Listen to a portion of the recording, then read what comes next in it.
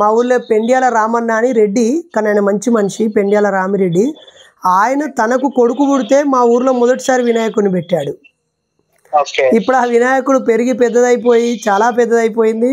మళ్ళీ మా ఊర్లో గొల్లోళ్ళు వేరేది పెట్టుకుంటున్నారు, రెడ్డిళ్ళు వేరేది పెట్టుకుంటున్నారు, ముదిరాజులు వేరేది పెట్టుకుంటారు. అంటే మీ చిన్నప్పుడు ఈ కుల క్యాస్ట్ డిఫరెన్స్ అలా లేదా? ఇప్పుడు నిజం చెప్పాలంటే మనకు ఆ బురదలో ఉన్నప్పుడు మనకి ఎక్కడెక్కడ ఏమేమి కరిసాయో అర్థం కాదు. బురదలోంచి బయటకు వచ్చి కడుక్కున్నాక కనిపిస్తూ ఉంటాయి గాయాలు. ఇప్పుడు మీరు క్రైస్తవంలో నుంచి బయటపడ్డాక నేను ఇంతగా మోసపోయానా, ఇంత చీటింగ్ అయ్యానా, ఇంత అమాయకంగా నమ్మి మోసపోయానా అని అనుకుంటారు. చీటింగ్ అనుకోను కానీ అట్లీస్ట్ ఇది నిజం కాదు, ఇదంతా చిన్న నమ్మకం అంటే ఇది రియాలిటీ కాదు అని ఒక అండర్స్టాండింగ్ వచ్చింది. అవును. ఇప్పుడు మీరు చీటింగ్ అనే పదాన్ని కొంత నొచ్చుకొని నేను చీటింగ్ అనుకుంటారు. కానీ బెల్లంపల్లిలో ఒక ఆయన వాళ్ళ కొడుకు చనిపోతే ఒక ఆవిడ ఆ కొడుకును పట్టుకొని వస్తే 3 రోజుల పాటు శవాన్ని పెట్టి ప్రార్థనలు చేశాడు, లేస్తాడు అని. 3 రోజుల తర్వాత ఆమె మీడియా ముందుకు వచ్చి నా కొడుకు శవం కొల్లిపోయిందని గొడవ పడ్డది. అప్పుడు ఆమె అతన్ని చీటర్ అనే ప్రకటించింది కదా.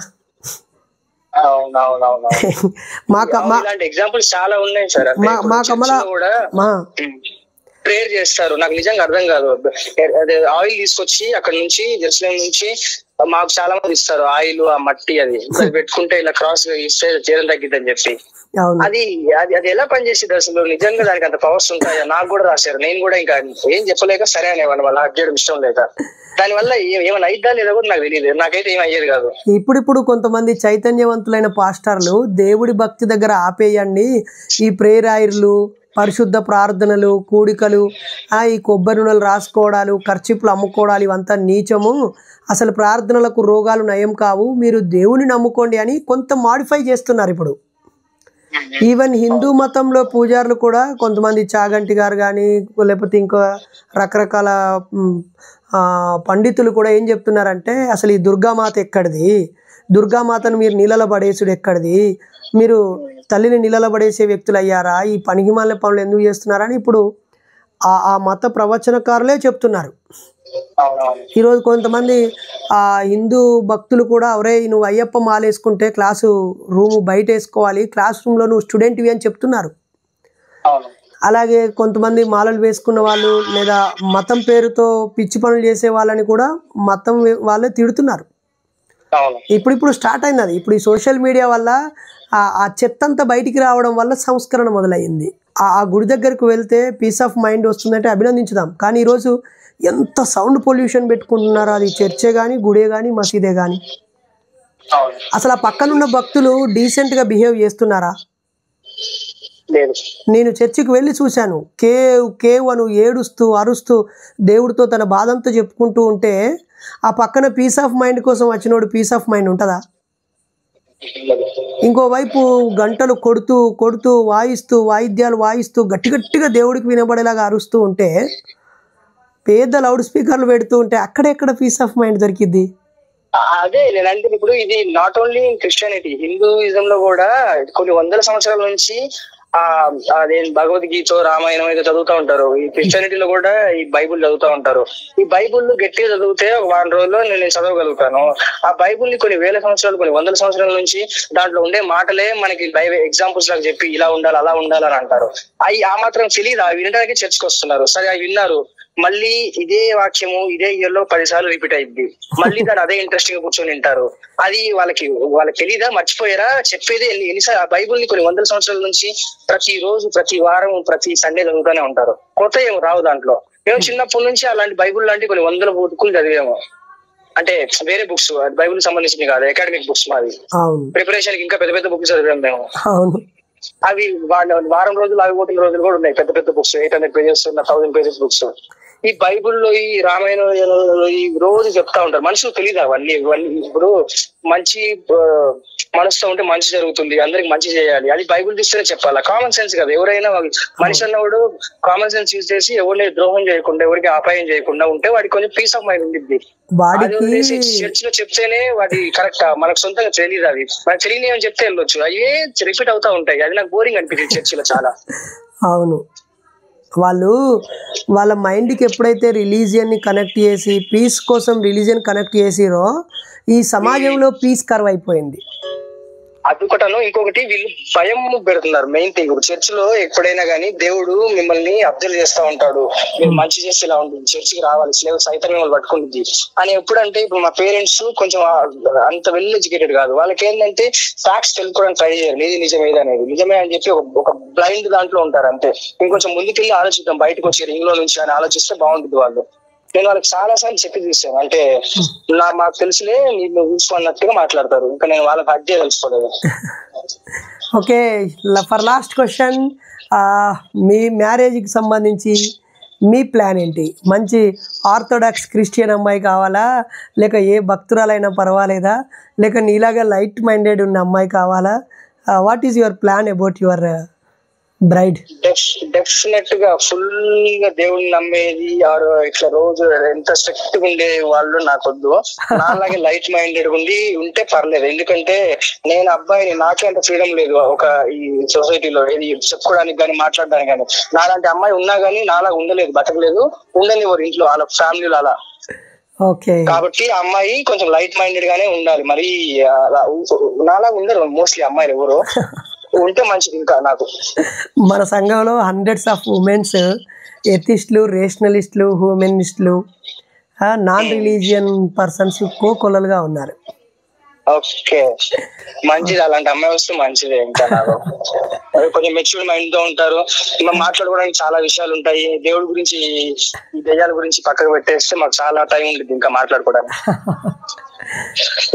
ఇంకొకటి నా క్వశ్చన్, మీది అన్ని మీకు ఇన్ని డిగ్రీస్ ఉన్నాయి కదా, ఆల్మోస్ట్ ఒక 60 ఉంటాయి మీకు, నాకు గుర్తులేదు. 10 ఉన్నాయి, హ్యాపీగా గౌరవంగా చెప్పగలను. ఓకే, ఒకసారి నా గురించి రిపీట్ చేయగలరా గుర్తుంటే? నేను 10th స్కూల్ సెకండ్ ర్యాంకర్ని, ఇంటర్మీడియట్ మ్యాథ్స్ బి ఫెయిల్ అయ్యాను, ఓపెన్ డిగ్రీ SDLC ద్వారా డిగ్రీ పాస్ అయ్యా, తర్వాత 5 years స్కూల్ టీచర్గా చేసి ఉస్మానియా క్యాంపస్లో first master degree public administration. Okay, అది చేస్తూ ఉపాధి హామీలో జాబ్ వచ్చింది. ఆ ఉపాధి హామీ జాబ్ చేస్తూ MSc సైకాలజీ చేశాను. ఆ టైంలో నేను మ్యాజిక్ షోలు ఇస్తూ స్కూల్ కాలేజీలకు వెళ్ళాను కాబట్టి సైకాలజీ ఇంటే ఇష్టం ఉండి సైకాలజీ చేశాను. ఆ గ్రూప్స్ పబ్లిక్ యాడ్ ఎందుకు తీసుకున్నానంటే సివిల్స్ ఆస్పిరెంట్గా నాది ఆప్షన్ పబ్లిక్ యాడ్ అనమాట. ఆ తర్వాత MSc సైకాలజీ అయిపోయిన తర్వాత నాకు diploma in counselling and guidance 2 years diploma చేస్తేనే సైకాలజీ కౌన్సిలర్గా ఎలిజిబిలిటీ అనమాట. సో నేను ఫస్ట్ డిప్లొమా సైకాలజీ 2 years చేశాను. అది అయిపోయాక మ్యారేజ్ అయ్యింది. ఆ టైంలో టీచర్ పోస్టులు బాగా పడుతూ ఉండడం వల్ల, రాజశేఖర రెడ్డి కాలం అది, ఆ తర్వాత ఆయన చనిపోయారు. అప్పుడు టీచరు నాకు పెళ్ళయింది కాబట్టి మొదట ప్రొఫెషనల్ డిగ్రీ BEd చేశాను. ఆ ఇయర్ నెక్స్ట్ ఇయర్ నుంచి 2 years BEd అవుతుందని చెప్పడంతో 1 yearలో BEd అయిపోతుందని టకాటకా ఎంట్రన్స్ రాశాను. 1000 లోపు ర్యాంకు కొట్టాను. మా పక్కూరులోనే సీట్ వచ్చింది. అది అయిపోయాక తెలంగాణ ఉద్యమంలో బాగా యాక్టివ్గా ఉన్న సమయంలో ఏదో ఒక యూనివర్సిటీలో నేను అడ్మిషన్ పొందాలి అని చెప్పి ఉస్మానియా కాకతీయ యూనివర్సిటీ రాస్తే మా ఆవిడ ఉస్మానియా క్యాంపస్ సీట్ వచ్చింది. ఆమె DSc ప్రిపేర్ అయిపోయింది అక్కడ ఉండి. నేను కాకతీయ యూనివర్సిటీ క్యాంపస్లో MHRM చేశాను, క్యాంపస్ స్టూడెంట్ని. సో అలా double PG MA public add అయిపోయింది, MSc సైకాలజీ అయిపోయింది. తర్వాత KU క్యాంపస్లో MHRM అయింది. ఆ టైంలో అంబేద్కర్ ఐడియాలజీ మీద ఒక 6 months స్పెషల్ డిప్లొమా చేశాను. ఆ యూనివర్సిటీలో ఉన్నప్పుడే ఉస్మానియా PhD పడడంతో నేను PhD ఉస్మానియాలో జాయిన్ అయిపోయి, ఆ తర్వాత ఖాళీగా ఉండకుండా పొట్టి శ్రీరాములు యూనివర్సిటీలో డిప్లొమా ఇన్ మ్యాజిక్ కోర్స్ చేశాను. ఆ తర్వాత PhD సబ్మిషన్కి ముందు జర్నలిస్ట్గా ఉండడంతో MCJ master of communication journalism కూడా చదివాను. అది అయిపోయినాక ఇప్పుడు ఖాళీగా ఉండడం ఎందుకని, మన మీద బోల్డ్ అని కేసులు ఉన్నాయి కాబట్టి లా చేస్తున్నాను. కాకతీయ యూనివర్సిటీ క్యాంపస్ లో ఇప్పుడు లా. ఓకే, ఇక్కడ ఫన్నీ విషయం ఏంటంటే అంటే మీ మీద కేసులు ఉన్నాయి కాబట్టి మీకోసం ఇది ఫైనల్ డిగ్రీ, లాస్ట్ ఒక డిగ్రీ మీకోసం పెట్టుకున్నారనమాట. సో ఇక్కడ నాకు 4 మాస్టర్ డిగ్రీలు, 3 డిప్లొమా డిగ్రీలు, 2 ప్రొఫెషనల్ డిగ్రీలు, 1 పిహెచ్డి. ఇన్ కేసు మీరు మీ నేమ్ కింద ఏదన్నా మీ గవర్నమెంట్ బ్యూరోక్రాట్ అయితే, గవర్నమెంట్ ఉద్యోగస్తులు అయితే కింద మీకు పేరు కంటే ఎక్కువ డిగ్రీస్ దీనికి 2-3 ప్లేట్స్ ఉంటాయేమో. ఇంకోటి నేను మిమ్మల్ని ఫాలో అవడానికి ఇంప్రెస్ అయింది ఎక్కువ ఏంటంటే మీ డిగ్రీస్ చూసా యాక్చువల్లీ. ఎందుకంటే చాలా మంది నా సర్కిల్ లో ఉన్నారు, అంటే ఇట్లా దేవుని నమ్మకం ఉండే వాళ్ళు చూసుకునే వాళ్ళు. వాళ్ళకి ఏంటంటే అంత వెల్ ఎడ్యుకేటెడ్ అన్ని డిగ్రీస్ అన్ని లేవు, ఏదో బేసిక్ ఎడ్యుకేషన్ ఉంది. కాకపోతే మీరు ఇంత చదువుకొని ఇంతలాగుండి బయటకు వచ్చి సొసైటీ గురించి, ఎథిజం గురించి, దేవుని నమ్మకం ఉండడానికి ఒక ఫ్యాక్ట్స్ తీసుకొని వచ్చి దాని మీద కొన్ని డిగ్రీస్ కొన్ని ఇవన్నీ చేసి చాలా రేర్ క్యాండిడేట్, చాలా రేర్ ఇలా అంటే నేను చూసింది, నాకు ఎవరు కనిపించలేదు. నాకు మొన్న మీరు ఇంటర్వ్యూలో చూసినప్పుడు కూడా నాకు అనిపించింది ఏంటంటే మీరు ఈ డిగ్రీస్ ఓన్లీ సొసైటీ కోసమే చేశారా ఇంటర్వ్యూ చేసే పర్సన్ ఉంది ఒక ఆమె. అవును, నేను ఇది మార్చడం కోసమే పబ్లిక్ అడ్మినిస్ట్రేషన్ తీసుకొని ఎంఎస్సీ సైకాలజీ ఇవన్నీ చేసింది నేను మార్చడానికి అని అన్నారు. ఎందుకు మీరు అంత తీసుకొని చేశారని అడిగితే మీరు అన్నారు ఏంటంటే చిన్నప్పుడు మా ఫాదర్ వేరే స్టేట్ నుంచి వచ్చి మాతో ఒక 1 వీక్ లో ఉండి ఆ డబ్బులు మళ్ళీ తిరునాళ్ళకి వెళ్ళి ఖర్చు పెట్టేసి మళ్ళీ వెళ్ళేవాళ్ళు. అది వచ్చిన డబ్బులు మళ్ళీ దేవుని పూజించడానికి కానీ సేవింగ్స్ ఉండేవి కాదు వాళ్ళకి, ఓన్లీ పూజించడానికి వచ్చి వెళ్తూ ఉండేవాళ్ళు అన్నారు. సో మిమ్మల్ని ఇంపాక్ట్ చేసింది, ఇంతలా మార్చింది అదొకటే రీజనా లేకపోతే వేరే వేరే ఉన్నాయి? ఎందుకంటే నేను ఇంత టైం పెట్టుకోను ఎవరికి మార్చడానికి, మీరు మీ టైం అంతా దీనికే పెడుతున్నారు కదా, మీకు ఎప్పుడు అదేం కాదు. నేను